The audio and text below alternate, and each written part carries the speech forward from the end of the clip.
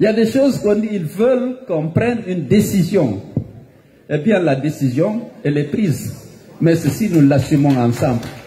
Il faut faire partir la junte, il faut faire partir Doumbouya et son groupe. Sinon, la démocratie est enterrée en Guinée.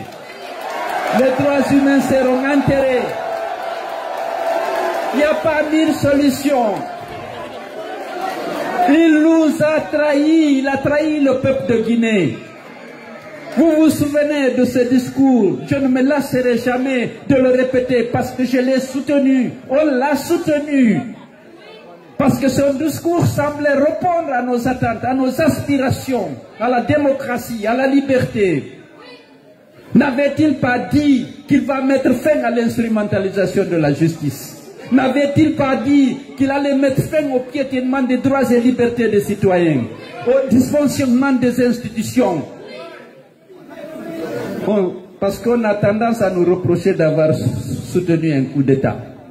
Mais le discours qui a été décliné à l'occasion de la prise du pouvoir, dans la charte de la transition, c'était nos attentes et nos aspirations. Ce serait malhonnête de ne pas le reconnaître, parce que nous ne sommes pas faits pour être dans l'opposition. Nous voulions faire la politique de manière plus civilisée, par le débat, par la confrontation de nos idées avec celles de nos adversaires. Il a promis, comme nous sommes honnêtes à l'UFDG, on pense que tout le monde est honnête. Malheureusement, ce n'est pas le cas. Alors, il faut le répéter parce que c'est important. Non, on se répète. Lorsqu'il dit qu'il va arrêter le piétinement des droits et libertés des citoyens, il l'interdit l'enrôlement. Il le met en bonne place dans la charte de la transition qu'il jure de respecter devant le peuple de Guinée, devant la plus haute juridiction de notre pays. C'était devenu un serment d'officier, un serment d'un homme qui a eu la chance d'être à la tête de notre pays.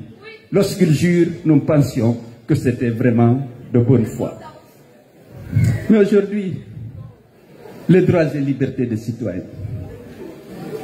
Où sont Fonike Mangé, Biloba, Marwan Kamara, Sadouni Maga? On ne peut pas ne pas le rappeler, parce que c'est un devoir de parler d'eux, de condamner les actes, l'injustice, la disparition dont ils ont été victimes. Sinon on aura trahi le devoir, si on ne parle pas d'eux.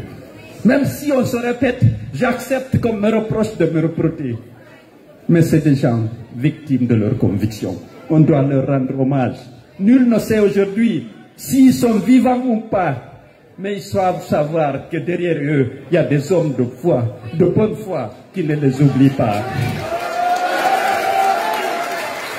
Où est aujourd'hui Aliouba? Le pauvre Aliouba, où est-il? Incarcéré, condamné à 2 ans de prison ferme, parce qu'il est leader politique. On ne peut pas ne pas répéter, on ne peut pas ne pas parler de lui. C'est un devoir. Les 65 jeunes qui ont été abattus froidement parce qu'ils manifestaient parfois contre les coupures d'électricité, ils n'ont pas eu droit à la justice. On ne peut pas se taire. Même si on se répète, on doit le faire. Parce qu'on doit dénoncer la folie liberticide de la junte.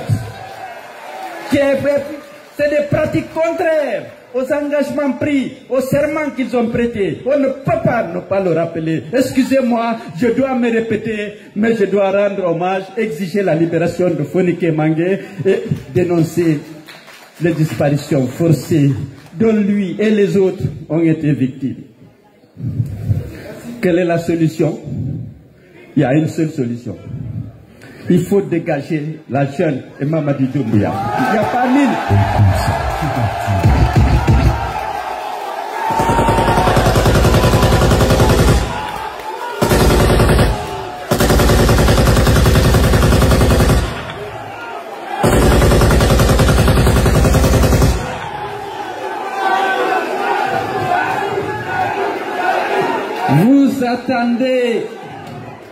Vous attendez à ce qu'on prenne position par rapport à la mascarade électorale annoncée pour le 28 décembre.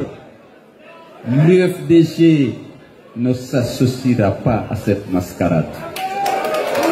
Parce que vous savez, c'est un processus déclenché pour donner un semblant de légitimité et de légalité à la confiscation du pouvoir et à la commission du parjure. Nous ne sommes pas de cette catégorie. Nous ne participerons ni directement ni indirectement à cette mascarade. L'UFDG est un parti fort, crédible, respecté de l'intérieur, à l'intérieur comme à l'extérieur. Si nous associons à cette mascarade, à cette confiscation du pouvoir, à cette commission d'un parjure, nous allons perdre notre âme. Nous ne le ferons pas, ni directement, ni indirectement. Vous savez, le processus a été déclenché. C'était d'abord le référendum. On a demandé à nos militants et à tous les compatriotes de ne pas participer. La majorité d'entre eux n'a pas participé. Mais qu'est-ce qui s'est passé? 91% de participation, 89,30% de vote favorable. S'il réussit son coup de force, les résultats qui seront publiés seront comme ceux publiés à l'occasion du référendum. L'UFDG ne participe pas à ça. Nous sommes des démocrates convaincus. Nous allons nous battre. Nous n'allons pas participer à l'enterrement de la démocratie et des libertés publiques dans notre pays. Que ça soit clair, nous n'avons pas de candidat, nous ne soutenons personne, on ne participe pas à une mascarade. On veut la démocratie vraie, où le peuple de Guinée, les citoyens en âge de voter choisiront librement leurs dirigeants au niveau de la commune, au niveau de l'Assemblée nationale et au niveau de l'exécutif. Nous nous battons pour ça. Je dis encore une fois, on ne se bat pas que pour Cellou. On est convaincu que Cellou au pouvoir, il mènera les réformes pour que ces droits publics puissent être exercés pleinement par les citoyens. On se le bat. Mais pour l'instant, on refuse d'être complice, caution d'une confiscation du pouvoir par celui qui avait juré de ne jamais se porter candidat à l'élection organisée pour le retour à l'ordre constitutionnel. Donc, je crois que nous sommes